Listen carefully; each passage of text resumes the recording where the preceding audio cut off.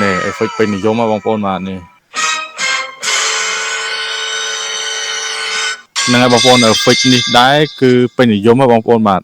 ដែលបងប្អូនអ្នកកាត់តវីដេអូយកទៅលេង effect ជំរាបសួរបងប្អូនទាំងអស់គ្នាសូមស្វាគមន៍មកកាន់ clip វីដេអូថ្មីទៀតហើយបាទបងប្អូនថ្ងៃនេះខ្ញុំនឹងចូលរួមចែករំលែកចំណេះដឹងថ្មីមួយទាក់ទងទៅនឹងការទាញ effect ជាមួយនឹង finish ដែលបងប្អូនពេញនិយមដែលកាត់ត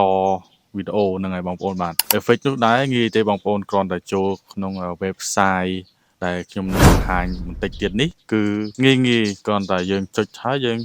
download ទៅយើងអាចយកមកប្រើប្រាស់បាននៅក្នុងការកាត់ត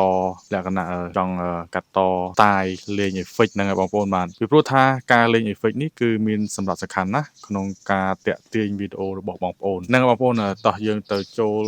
មើលទាំងអស់គ្នាដើម្បីចូលមើលហើយទាញយក effect ទាំងនោះគឺយើងត្រូវតែចូល Google ហ្នឹងហើយបងប្អូនបាទយើងត្រូវតែចូល Google ចុច Google មកយើងវាយពាក្យថាmy instant នេះ my instant នេះខ្ញុំវាយម្ដងហើយហ្នឹងហើយបងប្អូនហើយបន្ទាប់មកយើងចុចលើ website ហ្នឹងទៅបាទ my instant បាទ www my instant income ហ្នឹងហើយបងប្អូនបាទយើងគ្រាន់តែចុចទៅក្នុង website ហ្នឹងទៅហ្នឹងហើយចុចបកមកបាទនេះបងប្អូនបាទចាំមើលខ្ញុំចុចទៅលើក្នុងប៊ូតុងហ្នឹងណែអាហ្នឹង effect ទេបងប្អូនបាទណែ effect ពេញនិយមបងប្អូនបាទនេះ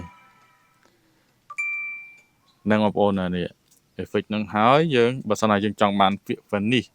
យើង search មកបងប្អូនបាទយើង search មកដាក់ finish មកយើង search មកបាទនេះ finish ចេញហើយនេះហើយយើងជ្រើសរើសយកមក emotional damage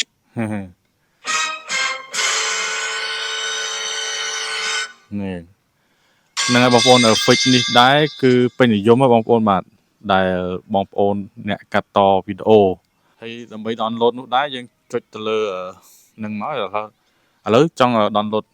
នេះមួយយើងចុចទៅបន្តមកយើងគ្រាន់តែនេះចុចទៅលើ download mp3 មកបាទបងប្អូននេះដកហើយយើង download មកបាទរួចជាការស្រេចហើយបងប្អូនយកទៅកាត់តទៅបងប្អូនបាទយើងចូលទៅក្នុង file ដែលយើង download នឹងមកហើយយើងទាញចូលទៅក្នុងកម្មវិធីកាត់តរបស់បងប្អូនទៅរួចជាការស្រេចហើយហ្នឹងហើយបងប្អូនវីដេអូនេះមានតែប៉ុណ្្នឹងទេកុំភ្លេចជួយចុច like ហើយ follow ម្នាក់មួយផងបាទសូមអរគុណសូមជម្រាបលាបាទ